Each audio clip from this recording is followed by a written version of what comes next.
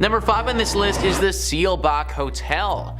Seelbach Hotel is located in the heart of Louisville and has been there for quite some time. Virginia Travel Tips says, in 1905 the Seelbach Hotel in Louisville opened its doors. For more than a century, this exquisite historic hotel has functioned as one of Kentucky's most important historical landmarks. The hotel, on the other hand, is notorious for its ghostly activity. Patricia Wilson, the Lady in Blue, is one of the hotel's most famous sightings. She was a woman who had recently divorced her spouse and intended to meet him later at Seelbach to try and work out their differences. Unfortunately, her husband died in a car accident and never showed up. She was devastated by the loss and she died not long after that. As a result, guests notice a woman in a blue outfit strolling around the hotel. Other ghosts have been reported at the hotel, and they include a woman dressed in old, worn-out clothing who was approached by a staff member attempting to communicate with her, but then she disappeared.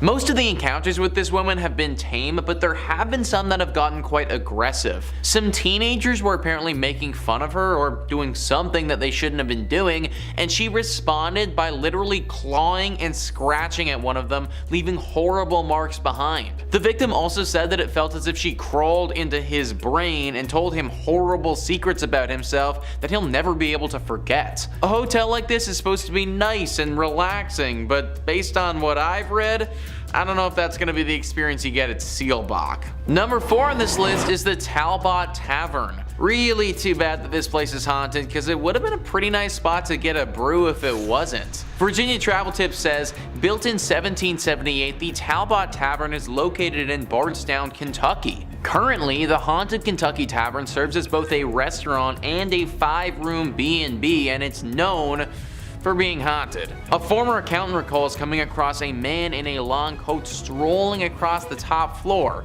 He then turned to face her and began laughing uncontrollably. Another famous hotel resident was the Lady in White, who forced a couple to flee the hotel in the middle of the night since she was hovering over them while sleeping. Many workers and visitors to the residence have related accounts such as orbs floating around the rooms, flashes of lights without cameras being seen, objects moving on their own, and doors opening and closing when no one's in the building. I, for one, am not trying to wake up to a ghost just hovering over me, guys.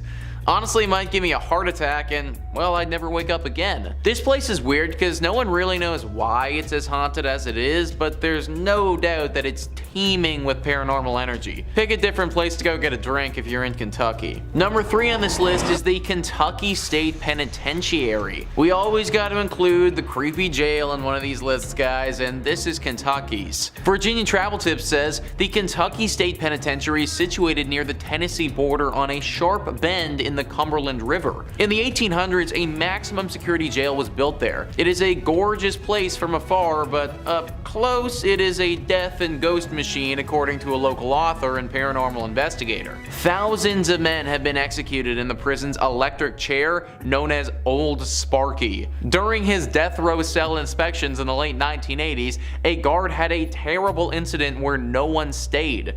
He was greeted by a prisoner who was reading the Bible. When he returned to his office, he asked about the prisoner's meal, only to discover that no one was in that cell. When he returned to the cell, he discovered that it was empty except for a small Bible on the floor. Yeah, kinda weird. More strange occurrences were recorded around the institution, with many reporting seeing a reflection of an inmate who attempted to shock them. Okay, so honestly guys, I want to take this as seriously as possible, but Old Sparky? Like, imagine dying in a thing called Old Sparky. Like, I think it's meant to electrocute people, but why does the killing chair sound so cute? Kinda sounds like something that you name your dog, not a murder weapon. Anyways, Old Sparky has certainly done its job though, and now the place is super haunted. Most of the prisons we talk about on this channel you can go visit if you like, because they're all typically abandoned. That's not the case with this one though. The Kentucky State Penitentiary is still fully operational and has tons of prisoners in it. Not only do these people have to chill in jail, but it just so happens that their jail is also haunted. Number 2 on this list is Mammoth Cave. So we actually spoke about Mammoth Cave on this channel before in our series about top 5 terrifying caves where evil awaits. So If that interests you, then go check it out. It made that list because it was super haunted, and naturally it has to make this one as well. It is, as you'd expect, located in Kentucky. It is the biggest cave in the state by far, which is why it's named Mammoth Cave. Most of the cave has been unexplored, which is kind of nuts considering we've already seen about 400 miles of it up until this point. This has been an area of interest to people for thousands of years. Back 4,000 years ago, it's believed that people used this cave to bury their dead. This was the first encounter this cavern saw of death, but it definitely wasn't the last. After the War of 1812, these caves were sold off and used as a place to mine salt. The workers of these mines were slaves and oftentimes were worked to death down there. After the salt had been mined, this place functioned as a spot for sick tuberculosis victims to go. Obviously, this created more death in this place and just contributed to what is a very haunted area now. Today, we get an array of ghostly apparitions popping up to people. Ghosts from all the way back 4,000 years ago have been seen, still lingering and clinging on to this cavern. People have seen the visions of slaves calling out for help and ghosts of sickly individuals as well. H.P. Lovecraft, one of the most famous fantasy horror writers, was inspired by this cave. Anything that inspired that guy is probably a spot that you want to avoid. And finally, number 1 on this list is Nada Tunnel. What is it about tunnels that's just so creepy? It feels like there are a few locations in the world that seem to attract paranormal activity, and tunnels are definitely right up there. Virginia Travel Tips says Nada Tunnel, also known as the Gateway to Red River Gorge, is located in Powell County, Kentucky. Works of a one-lane tunnel on a two-way road began in 1910 and concluded in 1911. Drills and dynamite were used to rip through the limestone rock during construction, and one worker died while attempting to dissolve a stick of frozen dynamite by placing it next to the fire,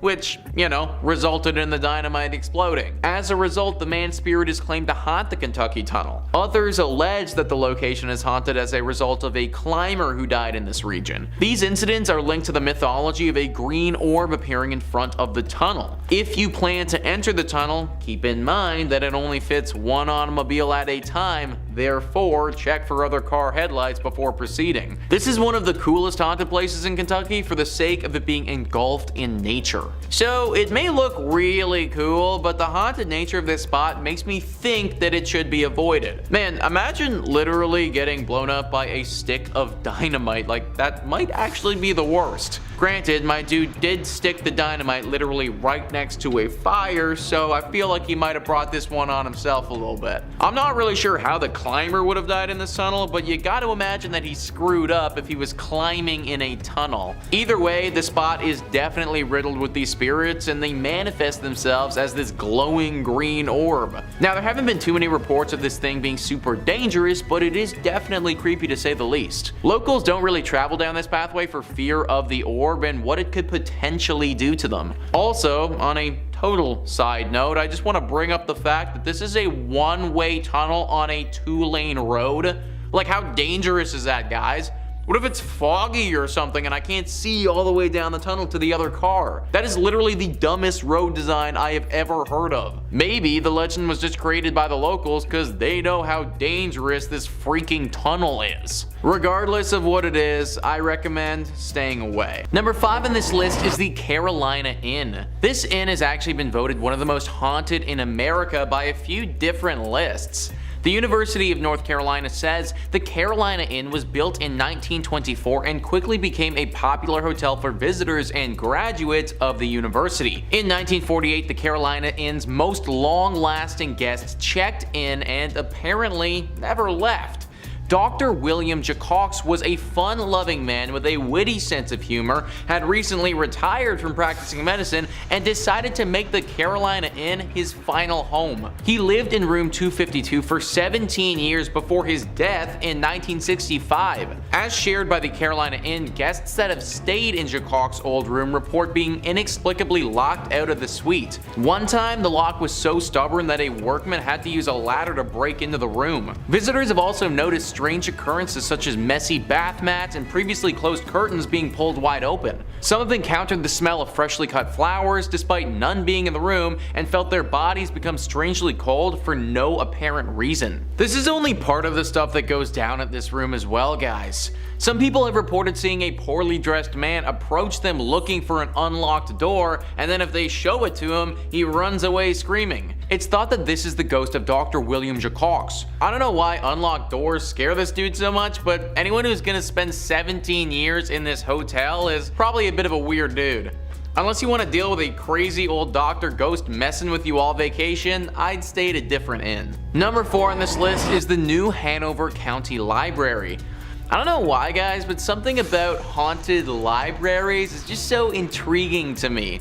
Like, it just seems so mystical and mysterious, I guess. This haunted library is located right in Wilmington. There is a woman that haunts this place who's believed to be a patron. Apparently, she used to donate quite generously to this library and in death doesn't want to leave it behind. She isn't the only ghost that walks the halls here and haunts the books. There's a male poltergeist who makes his presence quite known as well. He apparently died in a duel that happened here many years ago before this land was turned into a library. Nowadays, these two ghosts make it very hard to do any serious learning or studying considering they haunt the place so much. The woman isn't too bad, she just shows up and looks super creepy, but from my reading, she only actually punishes those who cause harm to the library or make fun of it. Those who come here to learn and to read, she leaves them be for the most part. The man, however, is certainly quite the pest. He often messes with those that come here and makes it very difficult for people to accomplish anything. I love libraries, I think that we should all go to them more often, but maybe just not this one specifically. Number 3 on this list is Fort Fisher. Fort Fisher was a critical fort during the American Civil War. It was used by the Confederate Army and was pretty instrumental for them from 1861 to 1865. This fort was used to protect an important trade post there that the Army needed. They defended this place for those 4 years, but then in 1865, the Union Army came in and was finally able to capture it. This battle was a very bloody one and was actually huge for the Union Army and the overall scope of the war. Apparently, there was a lot of death at this fort, and that death, it's never really gone away. Now, this fort is teeming with paranormal activity. Visitors will often report hearing gunshots coming from thin air. The sounds of many footsteps all running at once as if people were charging ahead. Orbs of energy appear in front of them from no apparent source. There are 2 very famous ghosts that haunt this place as well, Robert E. Harrell and General William Whitling. Robert was apparently an outcast who died under mysterious circumstances and has not been able to rest since. The general was actually taken prisoner and killed at Fort Columbus, but he returned to this place because he feels regret for how he failed in life. He was apparently responsible for defending this place and was not capable of doing so. A very haunted fort that I wouldn't recommend going to. Number 2 on this list is Lydia's Bridge. Who is Lydia and why does she have a bridge and why is it haunted? Well, Lydia is quite the famous ghost. This is a true ghost.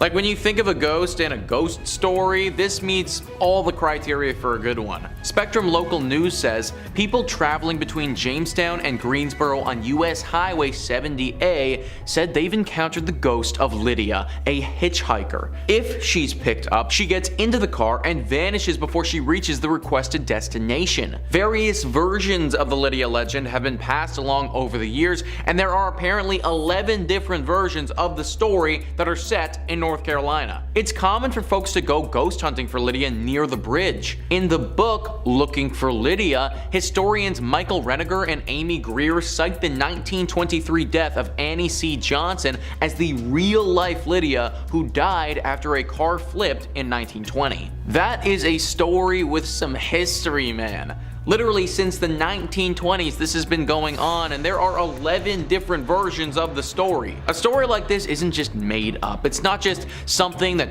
one person posted on Creepypasta that became a thing. No, this has been part of the identity of North Carolina for a century. Countless people have picked up this woman and then had her disappear right before their very eyes. Car accidents have happened for people driving this woman and then getting so shocked that they spin off the road when she disappears. Lydia, or Annie is a real ghost who stalks drivers along this road and especially this bridge. Although she isn't inherently evil in nature, as I said before, accidents have happened when people realize they were just driving a ghost around. I have no idea where Lydia is trying to get to, but trust me, you probably don't want to be the person to take her there. And finally, number 1 on this list is the Devil's Tramping Grounds. This is in reference to a very strange patch of soil in North Carolina. For decades, this circle of dirt has allowed nothing to grow on it at all, whilst the area surrounding it is home to luscious wildlife. The Sun Journal says regional legend maintains that Satan frequents the area on his nightly walks, pacing the circle as he contemplates his nefarious deeds. Normal vegetation surrounds the circle, but only a wiry grass grows inside it, and no plant life of any kind can be found on the path itself. Visitors have also claimed to see red glowing eyes in the circle. Now, there could be any number of reasons for why nothing is growing on this patch of dirt. Simply because an area of land cannot grow wildlife doesn't automatically mean the devil himself has anything to do with it. But throw in the fact that there are 2 red glowing eyes there, plus a few other creepy occurrences, and we might just have something demonic afoot. Locals have reported putting objects in the center of the circle, then coming back a little while later and having those same items moved outside the circle, as if someone or something did this deliberately. The thinking is that this circle is a place used by the devil to dance or to perform rituals that we don't understand. Having things inside his circle of death doesn't make for a great dancing spot or sacrificial zone, so those things need to get moved. That's why we see the red eyes in the night and there's an overwhelming sensation of dread in the area. It's the devil doing his devilish things. A daring reporter actually decided to test this theory one evening and slept in the exact spot in a tent. He said that the entire evening he heard the distinct sounds of dancing footprints outside his tent, but couldn't spot anything when he looked out. My dude literally could have been like 1 foot away from the actual devil. No idea how he managed to make it through the entire night, but honestly, solid respect. Either way, this guy's story is an exception, not the norm. I'd avoid this place at all costs, cause if you don't, the devil might actually make you pay for it. Coming in at number 5, we have South Manitou Island in Leland. South Manitou Island is part of an island chain in Lake Michigan that extends north to the Straits of Mackinac. The only public access is by ferry from Leland, Michigan. The island consists of a ridge of tilted layers of limestone buried under a blanket of glacial debris. 16 miles offshore from the Lilano Peninsula, featuring 300-foot sand dunes, deserted shoreline, and empty campground, it's about as terrestrially creepy as you can get in Michigan. In the 1800s, the island became a popular harbor for ships traversing the newly built Erie Canal into the Great Lakes and on to Chicago. One local legend surrounds a ship full of passengers stricken with cholera stopped at South Manitou, where sailors buried their victims in a mass grave, some of them still alive at the time. Soon after this incident, the first appearance of ghosts and hauntings began. The mass grave is believed to be near the old cemetery just north of the Bay campground. This is also near where the old dock used to be located. Additionally, the passage between mainland Michigan and Manitou is one of the deadliest sections of Lake Michigan. This is due to a sudden weather change, creating a navigational hazard, causing over 50 known shipwrecks. Traffic was quite busy here during the late 1800s, and there were frequent accidents where ships would literally run into each other. Off the coast of the island lies the shipwreck of the SS Francisco Morazan, where rumors say a young island boy died after trying to explore on his own. There are also 2 cemeteries on the island and an ancient cedar forest where voices are said to be heard.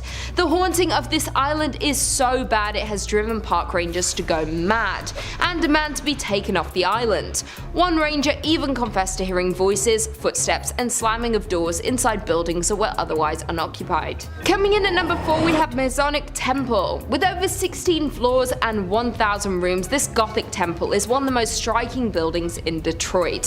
Furthermore, this is the largest Masonic temple in the world. According to rumors, there are hidden passageways, rooms, and staircases, so be careful as you might get lost quite quickly within the walls of this temple. The most famous urban myth associated with the temple is that of the architect George D. Mason. Legend has it that Mason went bankrupt funding the construction of the temple. He was going through financial difficulties and was very close to foreclosure. Due to this stress, George G jumped to his death from the roof. This story will back up the fact that many reports of a ghost climbing the steps to the roof of the building as if stuck in a loop of his darkest moment. Even scarier, additionally, guards frequently find the door to the roof unlocked, even when it was just checked moments earlier. Additionally, the temple has various cold spots and doors are reported to close suddenly. One of the roof doors is said to swing open just moments after it is locked by a watchman. Many people report the feeling of being watched while inside of the building. Coming in at number 3, we have Doherty Hotel. The Doherty family has owned and operated the hotel since it opened in the 1920s. The Doherty men were and remain the business managers. However, as the current owner Jim Doherty tells it, it was the Doherty women who were the heart and soul of the business. The hotel has a colourful history. During Prohibition, it was a speakeasy, a place for backroom gambling and adult entertainment. It was also a meeting place for the Mafia and Purple Gang. Here, they worked out their differences. In 1938, the hotel was the site of one of Michigan's most notorious murders. Isaiah Lebo, former Purple Gang attorney turned Purple Gang businessman, was murdered in the bar. He was shot by his cousin and business partner Jack Livingston and sadly passed away. Ever since, there have been numerous hauntings. Some believe it's Lebo who haunts the ground or grandmother Helen Doherty who passed away at the hotel. But there is one thing for sure, and it's the many ghost stories that are now associated with the hotel. Guests, visitors, investigators, employees, and the owners have all had some kind of paranormal experience at the hotel, which includes perfume scent wafting through occasionally, loud knocking, bedroom doors open and close by themselves, and dark apparitions and shadowy figures have been spotted anywhere from the lobby to the top floor. Also, the spirits of other murder victims roam the halls, lobbies, and rooms. While some can be seen, others prefer to just make noise. Coming in at number 2, we have Michigan's first state prison. Established in 1838, Michigan's first state prison remained in operation through 1934. The prison served as the nucleus for the city as it spanned some 20 acres. Over the years, it relocated and at one point became the largest walled prison in the world with around 6,000 inmates. In 1952, in response to poor medical care, brutality from the guards, and bad food, 2 maximum security prisoners took hold of a guard and used his keys to release other inmates. A days-long riot ensued, resulting in 9 guards being held hostage. Additionally, the riot resulted in the deaths of several inmates and guards before it was extinguished by the National Guard. The inmates fought for and won a list of 11 demands for reform. Today, the old prison has become the Armory Arts Village, a residence and studio for local artisans. Apartments are very contemporary and halls are covered with artwork. In spite of its modern renovations and freshly painted walls, though, rumors persist of its haunting. Visitors, workers, and artists of the space claim some prisoners and guards still haunt their former home. Residual sounds of riots are also frequently reported due to the prison's history of such occurrences. Judy Krasnow, an employee at the renovated Arts Village, hosts daytime historic tours of the prison, so a visitor can see the hauntings for themselves. She is also a resident of the prison and lives on site. She has confessed she believes her apartment, which was once a series of prison cells, has ghosts. Furthermore, Judy is not the only resident who believes that. Even though the upper floors have undergone renovations, the underground section that holds solitary confinement remains structurally intact. Although cells have been removed, there is intensity in this area that cannot be denied. And finally, in at number 1, we have the Whitney Restaurant. Located on Woodward Avenue, Restaurant Whitney was the former mansion home of David Whitney. David was one of the Midwest's wealthiest lumber barons at the turn of the century, and he built this magnificent 21,000 square foot home in 1894. The mansion was restored in the mid-1980s, and since then, reports of unexplained paranormal activities have been reported, such as shadow figures have been seen on the second floor, disembodied voices have been heard, and other strange phenomena have occurred. It is known that the mansion is haunted by Whitney and his first wife Flora. Flora always wanted to live in a mansion but died before the home was finished, leaving Whitney to raise their 4 children. A year after Flora's death, Whitney married her sister Sarah, leaving Flora's ghost to forever live in distress. The paranormal activity within the restaurant is not for the faint-hearted, as there have been reports of the elevator traveling between floors on its own with no one inside to operate it. Furthermore, ghosts have been witnessed on the upper floors, with one staff member seeing an older man looking looking out the window. The staff member approached the man asking him to leave, and right before the staff's eyes the man vanishes into the floor. Other reports include noises that sound like silverware and kitchenware being handled and or stacked, and table settings keep getting moved around by some unseen presence. The outhouse is said to be the most haunted part of the property. It was originally built for Whitney's slaves and has been largely untouched for years, mostly due to the fear of paranormal. Inside the outhouse is a dining table that is set for the afternoon tea and has been untouched for as long as anyone can remember. Today is still perfectly set but covered in a thick layer of dust, adding to the ghostly atmosphere. The outhouse has no electricity, so sits in the darkness at night. A tour guide who once worked at the Whitney insisted that the building was haunted for his experiences working there. The worker claims a group of dolls vanished from a room inside the building. Also, the worker has reported hearing his name being called from an empty area of the building. The Whitney Mansion is an elegant and beautiful property but has high body counts, a haunting history, and plenty of supernatural sightings still happening today.